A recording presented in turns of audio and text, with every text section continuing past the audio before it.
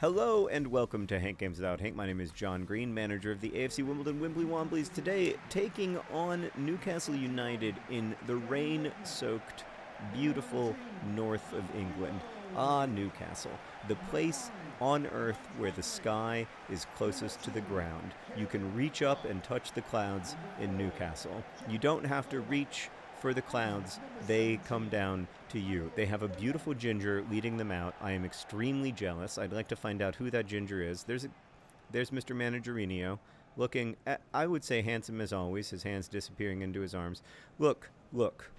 Let's be honest with each other, okay? We started out the season saying our goal is to escape relegation. Then suddenly we were in first place, and we were like, well, maybe we're the best football team in the world. Maybe we're going to go to the Champions League. Maybe we're going to win the Premier League. Maybe we're going to, sign Lionel Messi. And then now we've been brought back to earth, okay? We are a terrible Premier League football team who is going to try to scrape results against the likes of Newcastle and their ginger captain. That's who we are. What's his name? Chesa. Well, so that's who we are. That's who we're going to be. This whole business about winning the Premier League, it was crazy. It was a fever dream. It's not going to happen. What's going to happen instead is that we're going to do our best to get a bunch of 1-1 draws. That's how we're going to survive. Putting one goal past Woodman and then giving up a goal in the worst possible circumstances. I've benched Rafa, our 16-year-old Argentinian goalkeeper. I've benched him. I had a long talk with him. I don't like his attitude. He's obviously very talented, but I just don't like the cut of his jib. Okay? I don't like the way he's playing, and I'm mad. He knows that I'm mad, and so we had a talk. I put him on the bench. Hodor Son is going to be holding the door for AFC Wimbledon. You've seen all these boys. It's the same boys as always. We don't have any squad depth. So today I'm solving a problem. It's from Grant, who donated the Project for Awesome. Grant, thank you for donating the Project for Awesome. You have a very long problem, but it's also good. So I'm going to read it. All right. I'm a primary school English as a foreign language teacher in Thailand, and I have been for the past 4 years. I work at a Thai government school and also help a nonprofit initiative to bring qualified people to teach children in largely overlooked communities in rural Thailand. Well, the good news, Grant, is that you know that you're going to heaven, which most people don't. So that's good. Rafa doesn't know that he's going to heaven. I know that I'm speaking for educators everywhere when I say that my problem is that I am simultaneously under-resourced and overworked. This is truly a symptom of a more complex problem. I know both through my research and I have to throw in the ball. I'm just going to pause real quick. I know both through my research and intuitively that my students will benefit from personalized and contextualized study tailored for them as individual learners, but the system I am in the education industry in general, is not set up to make that possible. To the contrary, it favors generalized and standardized approaches that throw a wide net over the world's children and box teachers and crowded classrooms and school systems in which they must succumb to using generalized methods and curriculum in order to keep their heads above water. So that is essentially the problem. I don't know how to solve this problem, but it is very real. So I think there's a lot going on here. We've spent a lot of time through Crash Course and other things that we've worked on, thinking about what can be done differently, especially in terms of the distribution of educational resources. I don't know really anything about being a classroom teacher.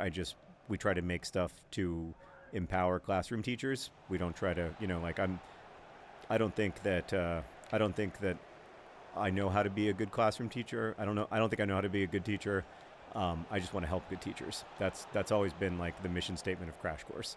A lot of the kind of ed tech startup things have tried to focus on replacing classrooms or on being a classroom for the world or whatever, and we just don't think we just don't see a world without classrooms. I don't see a world without teachers, because to your point, the magic of a great teacher is in that personalized learning experience, and when I look at the great teachers that I've had, they were not great teachers like they were great teachers because they were teaching me, like me personally, not because like they, yes, like some of my best teachers were just extremely inspiring and like made me made me care about the subject matter because I could feel their enthusiasm for it. I could feel their passion. But also the other thing that the great teachers in my life had in common was that they treated me as an individual and not as like 1/33rd of a unit of a classroom, right? And that and you're right. Like most teachers, especially in under-resourced communities, but really even in wealthy communities, most teachers do not have like yeah they're over. I liked your phrase, overworked and under-resourced. And if you're a student, I think it's important to remember that like it is really really hard to be an effective educator working inside of like big bureaucratic systems that are struggling. I think it's safe to say, oh my God, speaking of struggling, we're just terrible. We're terrible. At least he didn't hug his manager. I don't actually mind that. I don't mind that celebration. Oh, it's okay. We're used to coming from behind. It's the only thing that we've done in the last like 10 games. We either come from behind or we lose. So it's good. This is healthy. Maybe I shouldn't have benched Rafa, who's overwhelmingly our best goalkeeper, just because I have a personal beef with him. Maybe you shouldn't even have personal beefs with FIFA players. I'm not sure. But this is the situation in which we find ourselves. Oh, we were so good. I mean, now I'm starting to think like maybe the job of the season was just to get 40 points as quickly as possible because we're going to lose every game. So we'll see. I go back and forth between complete hope and complete despair. So I think the systems in which people are trying to work are difficult because a lot of times those systems. I mean, they're I don't think this is necessarily the case for school systems in Thailand, which I know essentially nothing about. But I think a lot of times the metrics by which teachers are judged are not necessarily the best metrics because a lot of times what's most important is hard to, oh, we've done it, we did it, we scored a goal. What's most important is really hard to judge. Not only did we score a goal, but Anoma scored the goal, and then he made the bold choice to run into the stands, which I love. I love a player who goes and celebrates with the fans. If you're not going to celebrate with your manager, Anoma, I love that you went and celebrated with me. It wasn't a good finish because God knows the kid can't shoot, but it doesn't matter because it went in the back of the net. We did it, Grant. We did it. We didn't solve the education problem, but we solved the being down 1-0 problem. Mr. Managerinho is happy even though he didn't get embraced by his beloved players. It's good times. We're going to go from 1-0 down. Is that your first goal ever? That is, I mean, he must have had 70 high-quality shots, but that's his first goal, and I'm super proud of him. Maybe that's the moment where things turn and Anoma becomes a goal-scoring machine. Who knows? The future is so bright I have to wear shades. So, I think partly it's the system in which people have to work. Like the systems, in many cases, I think in most cases, the systems are themselves under-resourced, right? Like I was at a school in a refugee camp once where there were like 60 kids or 70 maybe. There were so many kids that I couldn't tell how many kids there were in this. I've scored another goal. It's 2-1. Grant. This is amazing, and that was a bad celebration. Why didn't you just run into the stands like Anoma did? We gotta up our celebration game. Look at that beautiful moment between John Green and John Green, two people who love each other very much, have a child together. They've shared so many times, and it's really good. We're 1-0 down to 2-1 up. You know what? We are gonna win the Premier League. Who was I kidding? We're the greatest football club in the world. We are AFC Wimbledon, and we're going all the way to the top. This is the start of something special. We're not going to lose a game for the rest of the season. We're amazing. I love us. All right. So a lot of times, like the systems themselves are massively under-resourced. Like I was in this, I saw this school in a refugee camp where there were just so many kids, and also the kids could only go to school for half the day because the other half of the day, the other kids went to school. And so, you have like 3 hours in which to teach 70 kids. Well, it's just never gonna, what you can get done is literally limited by like, by the resource distribution. Terrible shot. Should have passed. Then you have like really wealthy school systems, which obviously are much better, but in a lot of cases, like the systems are still under resourced, or at least like they're kind of, I guess for lack of a better term, like wrongly resourced. Like the resources are poorly divvied up. Like, they have to spend so much money on books, and they have to spend so much money on facilities and materials and evaluation software and everything else. And end up maybe, like I would say in most cases, not investing enough in teachers themselves. I think teachers and librarians are overwhelmingly the professionals where there is the biggest distance between the value of the work that they do that adds to the social order and the value that they capture in the form of salary, if that makes sense. Like, I realize that I'm preaching to the choir here, Grant, but without good teachers, without a high quality education system, you don't have any of the things that you want in the social order. Like, you don't have any of the opportunities that you want to create. You don't have any of the opportunities for economic growth that you want to see.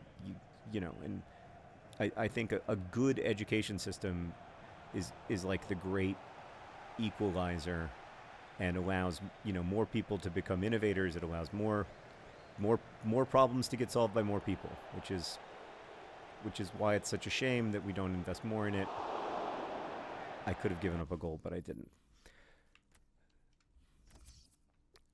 So I think on a personal level, your question is about burnout and what you do when you're in a situation where every day you feel that you're not able to do the work that you want to do, and the work that that fuels you and that gives you purpose because of the larger system in which you're working.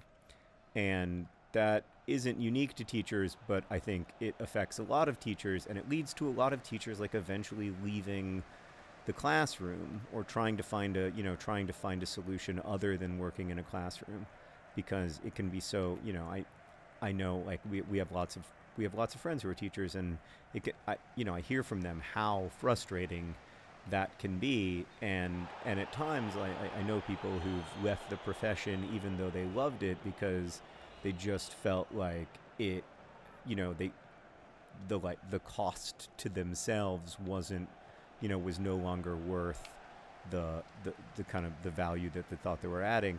And not least because, like one thing that, some of our friends have felt, and I don't know that you feel this, but one thing that some of our friends have felt is that the difference that they can make at times is minimized by the system, because the system requires them to, to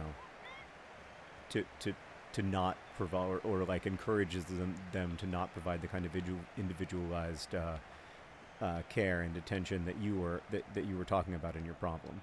And so they feel like, well, if I'm not gonna be able to make the difference that I want to make, and it's gonna cost all of this, like misery and heartache, I've just scored another goal. Go into the stands. Go into the stands, John Green. Jump. No, what are you doing? What are you doing, buddy? What are you doing? What happened? We were gonna go into the stands and celebrate with the what in? All right. Look, it doesn't matter. We're winning the game 3-1. We're the greatest football club in the world. That guy has a good haircut, but it's not helping him in this game. Also, Anoma almost just scored a second goal. We're going to bring on Dean Parrott for Lua Lua. Really good finish from John Green. Just so calm, so clinical.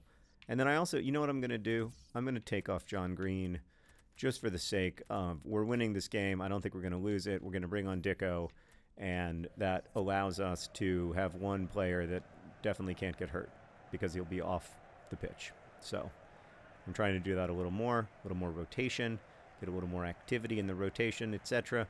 And there comes Dicko. Looking great. So when it comes to burnout, I do have some advice, although I don't know that I'm going to be able to solve your problem. um, this is something that I've experienced pretty intensely a few times in my life, where I really felt like my work didn't have meaning or didn't have the meaning I wanted it to have, and I was super frustrated, and I felt, like I felt like I couldn't go on doing the work as I'd been doing it. That is a bad foul, but it wasn't called, so I'm just gonna keep going. The biggest thing that made a difference for me was acknowledging that I had created a chronic problem for myself where there was not going to be a solution to this chronic problem by continuing to do the things that I was doing. And so I had to decide, and I mean, I understand our situations are very different. I don't want to essentialize or anything. I've just scored a 4th goal. I am a genius. I'm the greatest FIFA player in history. Run to your manager. Where is he? Where is he? Where is he? No, don't hug Gummy. Oh, it's just such a long run to the manager, and then the FIFA thing gives up on me. But it's a really great goal. Again, brilliant. 11 goals this season. The greatest player of this or any generation. The Messi of South London. It's beautiful. We're up 4-1. We were down 1-0. Do you remember that years ago when we were down 1-0 and I was despondent and saying I should never have benched Rafa? What a great decision benching Rafa was. Look what it did for morale. I'm an amazing football manager. The actual real life AFC Wimbledon should hire me. No, they shouldn't. So the thing that I kept coming up against is that there is no solution to burnout. Like, it will, in my experience anyway, it will literally only get worse as long as there is a distance between the amount that you are being fed by your work, or like the amount of value that you're getting out of it, or whatever, however you want to think of it, and the amount that you're putting into it. And it doesn't matter if the work is good and noble. Like, it matters in the sense that is like what helps you understand, that is what like helps you in that value calculus. But if you can't get like the value calculus to be worth the work, it will only get worse, because every week you'll go a little further. I mean, it was very marginally offside. Every week you'll go a little bit further away from equilibrium between the sense of reward that you get from your work and the sense of exhaustion that you get from your work. And so oh my God, how did you not score, Dean Parrott? You were alone with the goalie for 17 years. I don't want to be negative. We're winning 4-1. Let's just be positive. So for me, the solution was understanding that. And by the way, the solution, like the ongoing attempt at a solution, is in, look at that, John Green gets another game ball, is in understanding that and then trying to bring those things into balance. So the amount of energy that my work takes is aligned with the amount of value that it provides for me. So I hope that is in your future. Thank you for doing great work, and best wishes.